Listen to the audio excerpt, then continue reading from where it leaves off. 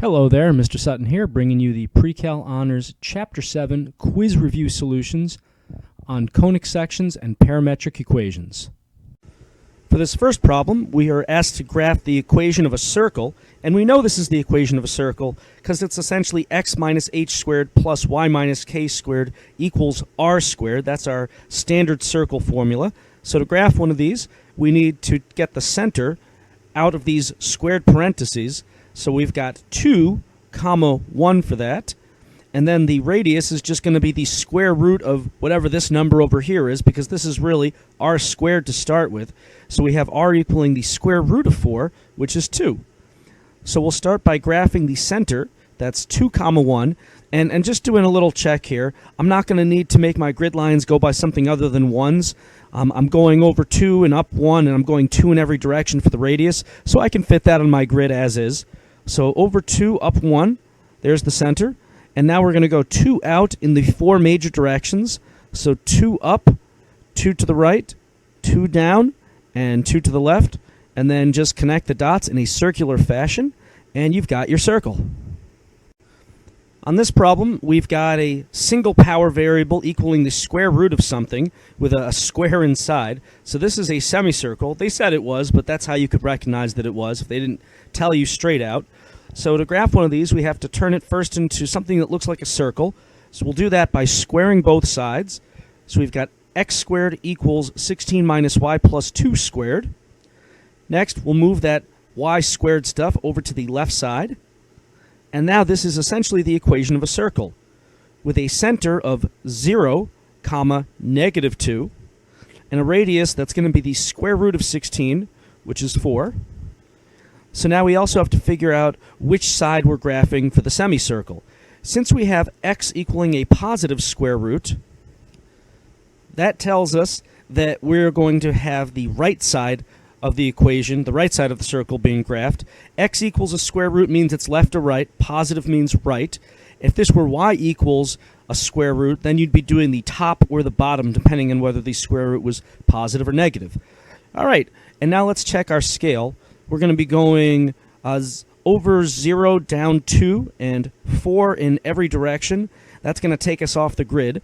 So I'm going to make my grid lines go by 2s so that I can fit all of this on my grid here. So we've got 0, negative 2 for the center. And then I'm graphing the right half. So that means I need to go up, right, and down by the radius of 4. So here's up 4, right 4, and down 4. And then just graph the semicircle. On this next problem, we're graphing an ellipse, which we know because we've got something squared, x squared, y squared equals 1. And we have a plus in between here and some fractions. So to graph this ellipse, we'll first get the center, which is going to be 1, negative 1. And now I need to find my left, right, and my up, down radius. My x radius is going to be the square root of whatever's under the x squared. So square root of 16, which gives me 4. So I'm going to be going 4 to the left and the right. And my y radius is the square root of this 9 here, because it's underneath the y squared. So the y radius will be 3. So we have a center of 1, negative 1. And just doing a quick double check, it looks like I should be able to fit all of this on my grid as is. So over 1, down 1. We're going left 4 and right 4. And then the up-down radius is 3, so we're going up 3 and down 3 and connecting those dots. And there's our ellipse.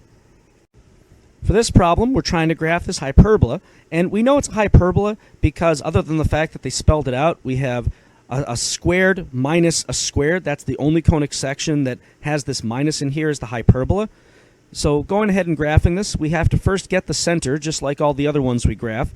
So this time we've got negative 3, negative 1. Note that the x stuff comes second, so you're going to have to read it a little bit out of the traditional order. Next, to get the left-right radius, just like an ellipse, we have the square root of whatever's under the x squared, so square root of 9 in this case, which is 3. And then to get the up-down radius, we have the square root of 4, which is going to be 2. And if I'm going left 3 and I have a left-right radius of 3, that's going to take me all the way to negative 6 for one of my endpoints. So I'm going to have to make my grid lines go by 2s to incorporate all of that. So let me go ahead and graph out what we have so far. We have a center of -3, -1 right there. We're going left 3 and right 3 because of my x radius. My y radius is 2, so I'm going up 2 and down 2. And instead of drawing an ellipse, this is a hyperbola, so I draw the box like so. And I draw asymptotes through the corners of my box like so. And now I have to figure out, am I doing an up-down or left-right hyperbola? So looking back at my original equation, I see that I have a positive y squared. So that tells me that this is an up-down hyperbola. If the x squared stuff had been positive, then it would have been a left-right hyperbola. But it's positive y squared, so up-down. So I'm going to draw a branch that goes through this point right here and approaches but does not cross these asymptotes. And I'm doing pretty much the same thing down below here for the other branch. And there we go. For these problems, we're trying to identify the conic section written in general form. The key on these is to look at the two squared terms and their coefficients. So for example, here we have two squared terms, which means it can't be a parabola. We have two squared terms that have the same sign, so that means it must be either a circle or an ellipse. And both of these squared terms have the same coefficient. So two squared terms, same sign, a equals b, that's just the coefficients of x squared and y squared. That means that we must have a circle. For this next problem, trying to identify this conic section, we notice that we have two squared terms, so it's not a parabola. The squared terms have opposite signs for their coefficients, so that means it has to be a hyperbola because that's the only one with opposite signs. So two squared terms, opposite signs, hyperbola it is. Trying to identify this conic section in general form, we notice that we have two squared terms, so it's not a parabola. The squared terms have the same sign, so it's not a hyperbola. And we have a and b, the coefficients of x squared and y squared, not being the same number. So two squared terms that are both the same sign, both positive, a does not equal b. That means it has to be an ellipse rather than a circle. Trying to identify this conic section in general form, we notice that there's only one squared term. That means that this can only be a parabola. On this problem, we're trying to find a vector equation and parametric equations for a line that goes through 0, 5 with a direction vector of -3, -9. So in general, we're going to write x, y equals a starting point, which is going to be this 0, 5, plus t times the direction vector. Since they already gave us the direction vector here, we can just write 0, 5 plus t times -3, -9. And now for the parametric equations, for the x one, we're just going to take everything that has an x coordinate associated with it. So we have x equals 0 plus t times -3, or simply x equals -3t. Now for the y's, we can write y equals 5 plus t times -9, so 5 minus 9t. For this problem, we want a vector and parametric equations for the line that goes through 0, -5 and 11, 10. Now the convention when you're trying to find the starting point is to just use the first point they gave you, but we also need a direction vector, so to get that we have to do second point minus first point, so 11 minus 0, 10 minus -5. This is going to be then 11, 15, because we're really adding positive 5 if you're subtracting -5. And now we'll have x, y equals starting point of 0, -5 plus t times our direction vector of 11, 15. Now to get the x and the y parametric equations, for x we have x equals the x value here, 0, plus t times 11, so that just simplifies to x equals 11t. And now for the y parametric, we have y equals our starting y value of -5 plus t times 15, so -5 plus 15t. For the next few problems, we're trying to write parametric equations in rectangular form and then identify the conic section shape. Now for all of these, the method is going to be pretty much the same, except for the parabola one. All the other ones that have trig functions in them, you're going to try to rewrite both of these parametrics with squared trig functions by themselves on one side of the equation. So let's first isolate this sine function here. We can write sine of t equals x over 2. And I really want to write this as sine squared because eventually I'm going to plug it into one of my Pythagorean identities. So I'm going to do sine squared on the left and on the right side I square the top and the bottom here to get x squared over 4. Now I'm going to do pretty much the same thing for cosine, so we can write cosine of t equals y over 5, and then squaring both sides to get cosine squared, we also end up with y squared over 25. Next, I know that sine squared of t plus cosine squared of t equals 1. That's one of my Pythagorean identities. So I'm just going to substitute for these squared trig functions. I'm going to have x squared over 4 plus y squared over 25 equals 1. And that's what it means to put it in rectangular form, is to have x and y instead of these two separate equations. We want just one big equation that has x and y in it. And now that we have that, what shape is this? Well, I have a plus in here. I've got two squared trig functions, and these are different numbers underneath, so this must be an ellipse. For this next problem, I'm trying to put this in rectangular form. Since I've got trig functions, my method is always going to be to isolate the trig functions, square them, and then substitute into a Pythagorean identity.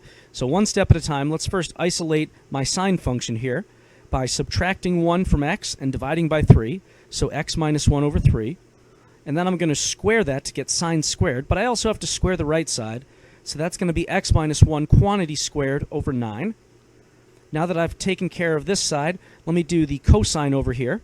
So I'm going to add 8 to both sides and then divide by 3. So I can write cosine of t equals y plus 8 over 3. And then just like we did over here with sine, I'm going to square cosine to get cosine squared of t equals y plus 8 squared over 9. Now the reason I did this is because I know that sine squared plus cosine squared equals 1. So I can instead write this stuff here plus this stuff over here equals 1. And if I want to make this look like an actual conic section, since these are both 9s down here, I can multiply everything by 9 to get x minus 1 squared plus y plus 8 squared equals 9. And now, since I don't have any fractions and I have something that's not a 1 over here, I mean, it could be a 1, but the fact that it's not a 1 definitely leads me to believe this is a circle rather than an ellipse. For this problem, I'm trying to write these parametric equations in rectangular form. Now, rectangular form just means you have an x and a y in one big equation and no t's left over. I see here that x and t are actually the same thing, so I can just substitute x for t in this equation over here with the y parametric.